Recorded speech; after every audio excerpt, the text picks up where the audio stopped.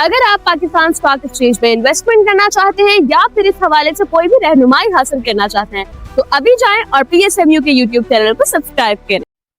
سر ذرا بتائیے گا ہمیں کہ یہ جو کمیٹا ہے آپ کی تحریک یہ آخر کا دوسری ایسوسیشن سے کس طرح منسلک ہے، کس طرح کام کرتی ہے اور اس کا مقصد کیا ہے اس کا بسم کمیٹے اللہ کا؟ الرحمن الرحیم۔ Muhammad Minhaj Gulfam, president Karachi mobile electronic dealer association. Karachi mobile electronic dealer association کمیٹا جو ہے الحمدللہ وہ تاجروں کی ترجمانی، تاجروں کی ایک ایسی ایسوسیشن ہے جو تاجروں کے مسائل، مسائل اور تاجروں کی فلاح کے لیے کام کرتی ہے۔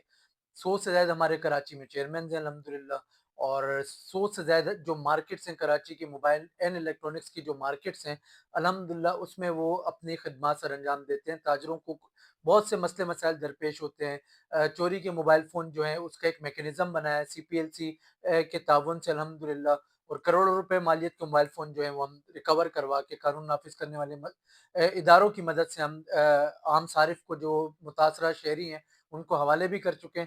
اس کے علاوہ الحمدللہ ہمارے پاس ایک بیٹری سے لے کر کروڑوں روپے مالیت کے ڈیلی بیسس پہ مسئلے آتے ہیں، اور الحمدللہ وہ کمیڈا کے پلیٹ فارم سے جو ہے وہ تاجروں کے مسائل حل ہوتے ہیں۔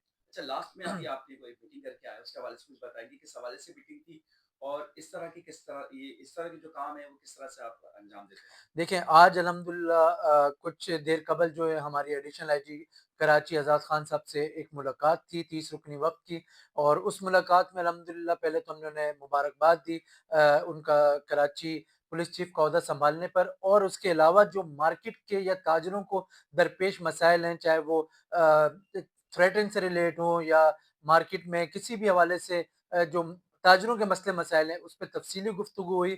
اس کے علاوہ جو سی پی ایل سی سے ریلیٹ یا موبائل فون جو مارکیٹ میں چوری کے بکنے آتے ہیں اس ایس او پی پر تفصیلی بات ہوئی، اور ایڈیشنل صاحب نے یقین دہانی کروائی کہ پولیس جو ہے وہ تاجروں کے ساتھ مل کے شانہ بشانہ اس شہر کی، اس ملک کی اور تاجروں کی جو ترقی اس میں اپنا بہتر اور احسن کردار ادا کرے گی۔ بات تاجروں کی کر رہے ہیں تو کیا آپ یہ بتا سکتے ہیں کہ جو اس کے ٹیکسز ہیں اس میں جو ابھی بے پناہ اضافہ کیا گیا اور نئے ٹیکسز لگائے اس کے حوالے سے آپ کیا کہیں گے؟ دیکھیں ٹیکسز جو ہے یہ سمجھ لیں کہ تاجر جو ہے وہ اس ملک کی ریڑھ کی ہڈی کی حیثیت رکھتا ہے، اور معاشی ہب جو ہے یہ ہمارا کراچی، شہر کراچی 70% ریونیو جس کا صدر دیتا ہے، اور 90% ریونیو جو ہمارے ملک پاکستان کا وہ شہر کراچی دیتا ہے۔ ہمارا ملک جو ہے وہ الحمدللہ شہر کراچی جب چلتا ہے تو ملک چلتا ہے۔ ہم یہاں پر ٹیکسز نو اقسام کے تو خالی ہم وہ ٹیکسز دیتے ہیں جو موبائل فون کی پرزہ جات جن کو ہم کہتے ہیں کہ جو آلات ہوتے ہیں وہ امپورٹ ہوتے ہیں، اس کے بعد جو ٹیکسیز ہیں پہلے ہمارے مینوفیکچرنگ پہ ٹیکسیز آتے ہیں، پھر اس کے بعد جو ہے آگے پھر ڈیلر، پھر ہول سیلر کے بعد ریٹیلر کے بعد پھر کنزیومر پر۔ جو ٹیکسیز کے بوجھ تلے تو ہم لوگ دبے ہوئے ہیں۔ حکومت وقت سے بھی میں ریکویسٹ کروں گا کہ اس کا ایسا میکینزم بنایا جائے جو تاجروں کے لیے بھی وسیع تر مفاد میں ہو اور ملک کی اکانومی کے لیے بھی۔ تھرڈ ورلڈ کنٹری میں ہم لوگ رہ رہے ہیں، فرسٹ ورلڈ دنیا کے صف اول جو ممالک ہیں ان کا مقابلہ کرنا ہے، تو اس میں لازم یہی ہے کہ جو تاجروں کو ریلیف دیا جائے ٹیکسز میں، اور خاص کر جو موبائل اینڈ الیکٹرانکس کا جو سیکٹر ہے اس کا جو میکینزم ہے یا اس کا جو روڈ میپ ہے وہ اسٹیک ہولڈر کے ساتھ بیٹھ کے بنایا جائے تاکہ ملک کی جو ترقی ہے اس میں بہتر کردار ادا ہو سکے۔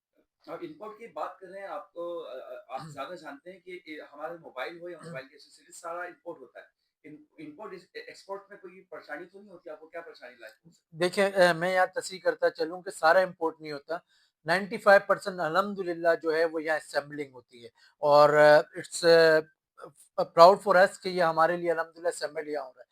جو 5% امپورٹ ہے اس کے جو ٹیکسیز ہیں وہ اتنے بے تحاشا ہیں جس سے ہمارا تاجر بھی مر جاتا ہے اور جو متوسط طبقہ ہے اس کی بھی قوت خرید جو ہے وہ متاثر ہوتی ہے۔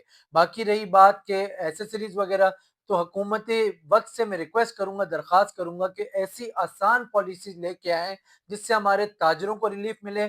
الیکٹرانکس اور موبائل کا جو سیکٹر ہے اس میں خاص طور پر ریلیف دینے کی ضرورت ہے، کیونکہ ملک جو ہے وہ اب ڈیجیٹلائز ہونے جا رہا ہے۔ جب ڈیجیٹلائز پاکستان کا خواب دیکھتے ہیں تو آپ تاجروں کو بھی اتنا ہی اسٹرانگ کریں گے تاکہ وہ اس ملک کی معیشت میں اہم کردار ادا کریں اور دنیا کے صف اول کے جو ممالک ہیں ان میں شامل ہو سکیں۔ آپ نے 10 سے زیادہ ٹیکس بتائے کہ 10 سے زیادہ ٹیکس ہیں جو ہم پہ لاگو ہوتے ہیں۔ इससे क्या मोबाइल की कीमतों में इजाफा शायद इसी की वजह है? बिल्कुल यकीनन यही यही वजूहात हैं। ये तो सिर्फ़ वो टैक्सेज़ हैं जो असेंबलिंग में आ रहे हैं। इसके अलावा मैं आपको बताऊँ कि इलेक्ट्रिक के बिल्स में जो टैक्सेज़ आ रहे हैं, जो यहाँ पर सिटी गवर्नमेंट के जो टैक्सेज़ आ रहे हैं, उसके अलावा जो म्युनिसिपल टैक्सेज़ आ रहे हैं, ये एक अलग चीज़ है। अगर इनको हम लोग शामिल करें तो आप सोचेंगे हमारे ताजिर जो हैं वो दुकानों के किराए निकालेंगे। यहाँ पर 1.5 से 2 लाख जो हैं वर्कर काम करते हैं खाली। मैं सदर मोबाइल मार्केट की बात कर रहा हूँ, पूरे कराची की नहीं। 10 लाख से ज़ायद जो लोग हैं वो मुतासिर होते हैं खाली ये तनख्वाहों की मद में, कि अगर इनके तनख्वाहें रुक जाएँ तो 10 लाख ये लोग मुतासिर नहीं है, ये तकरीबन 1.5 से 2 करोड़ जो है वो घराने मुतासिर होते हैं इस चीज़ से। बिल्कुल टैक्सेस जो है वो एक वाज़ेह वजह है। क्या आपकी किसी हुक्मरान से ऐसी कोई मीटिंग हुई है कि जिससे आपने ये रखा जाए क्या टैक्स पे थोड़ा-सा नज़रसानी की जाए? ये इंडस्ट्री जो है बड़े नुकसान में है, इससे आवाम को भी नुकसान हो रहा है और आपको भी नुकसान हो रहा है। देखिए, अलमिया तो हमारा सबसे बड़ा यही है कि हम आवाज़ भी उठा-उठा के थक जाते हैं, हम इन रिटर्न भी दे-दे के थक जाते हैं। हर प्लेटफ़ॉर्म पर पीटीए का जो मसला था, हमने हमारे पास यहाँ पर जो हुक्मरान जमात थी उनके भी नुमाइंदे आए, अपोज़िशन जमात के भी नुमाइंदे आए और उन्होंने असेंबली के प्लेटफ़ॉर्म पर कहा कि हमसे वादा भी किया कि हम आवाज़ उठाएँगे। मगर वो आवाज़ उस सूरत में सूदमंद साबित होगी कि हम ताजिरों को रिलीफ़ मिले। हम कहते हैं कि स्टेक होल्डर्स के साथ बैठ के जो जेन्युइन कारोबार करते हैं, जो तजारती मराकज़ में बैठे हुए हैं, आप उनके साथ बैठ के एक रोड मैप बनाएँ ताकि बेनिफिशियल इस शहर के लिए भी हो, इस मुल्क के लिए भी हो। मगर अलमिया ये है कि ठंडे कमरों में पॉलिसीज़ बना दी जाती हैं और वो बाद में हमारे पे मुसल्लत कर दी जाती हैं। अच्छा सर, आप शेयर मार्केट को कैसे देखते हैं? आपने हम अपने पड़ोसी मुल्क को देखें, तो उधर के नौजवान जो है शेयर मार्केट में बहुत हिस्सा लेते हैं। हमारे मुल्क में लोग ज़्यादातर जो इन्वेस्टर हैं और नौजवान ये डरते हैं कि कहीं हमारा पैसा ज़ाया ना हो जाए और ख़ास तौर पे रियल एस्टेट के अंदर ज़्यादा पैसा लगा देते हैं क्योंकि ईज़ी जो है वो अपना कारोबार समझते हैं। क्या कहेंगे कि स्टॉक मार्केट में या शेयर मार्केट के अंदर हिस्सा लेना चाहिए नौजवान को? देखें, बिल्कुल हिस्सा लेना चाहिए नौजवानों को, मगर इसमें एक चीज़ जो सबसे शेयर मार्केट के हवाले से इनके कोई इंस्टीट्यूट होने चाहिए, लोगों को एजुकेट करने की ज़रूरत है।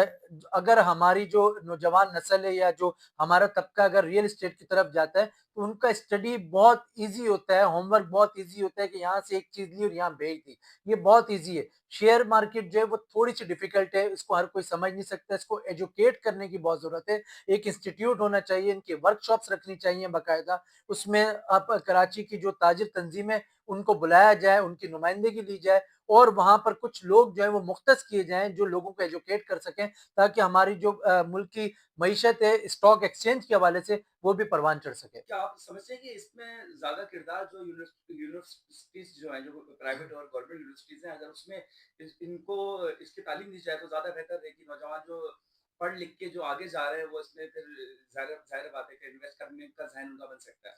देखिए, मैं आपको बताऊँ, आप फर्स्ट वर्ल्ड कंट्री में देखें तो वहाँ पर बच्चों को नर्सरी से लेकर उनको अकाउंटेबिलिटी सिखाई जाती है, उनको बताया जाता है कि मईशत क्या है। हमारा अलमिया ये है कि हम अलिफ, बे, पे, ते से आगे निकलते नहीं हैं, तो हमारे एजुकेशन सिस्टम पे ये सवालिया निशान है। हमारे एजुकेशन सिस्टम को भी एक बेहतर करने की ज़रूरत है और लोगों को एजुकेट करना, फिर वहीं पे बात आ जाएगी एजुकेशन की कमी है। हमारा लिटरेसी रेट जो है 34-35% है। जब तक लिटरेसी रेट हाई नहीं होगा, हम अपने बच्चों को, अपने लोगों को, अपनी नौजवान नस्ल को एजुकेट नहीं करेंगे, उनको बताएँगे नहीं कि मुआशियात होती क्या है, हमने उसको किस तरीके से लेकर चलना है। आइंदा जो दुनिया में जंगें होंगी वो सिर्फ़ मईशत की जंग होगी। एटॉमिक जंग और ये सारे जो मामलात ये सिर्फ़ मईशत की वजह से। आपकी मुल्क की मईशत स्ट्रॉन्ग होगी, आपका ताजिर स्ट्रॉन्ग होगा, तो याद रखिएगा आपके मुल्क की दिफ़ाई और नज़रियाती सरहदें भी महफूज़ होंगी। अच्छा, आखिरी सवाल है सर आपसे, मिराज गुलफाम साहब कराची एसोसिएशन के एक सदर हैं और उनकी पूरी टीम क्या स्टॉक एक्सचेंज के अंदर कोई वो रखती है, ज़हन रखती है कि उसमें कारोबार किया जाए या उनके साथ मुंसलिक हुआ जाए? देखें, बिल्कुल अल्हम्दुलिल्लाह Karachi mobile electronic dealer association के बहुत सारे हज़ारों की तादाद में मेंबरान हैं और वो स्टॉक एक्सचेंज में भी काम करते हैं अल्हम्दुलिल्लाह और मुल्क की मईशत में अहम किरदार अदा करते हैं। और हम चाहेंगे भी आपके प्रोग्राम के तवज्जुद से भी मीडिया के तवज्जुद से भी कि एक इंस्टीट्यूशन बाकायदा बनाई जाए, एक वर्कशॉप जो है वो मुनक्किद की जाए।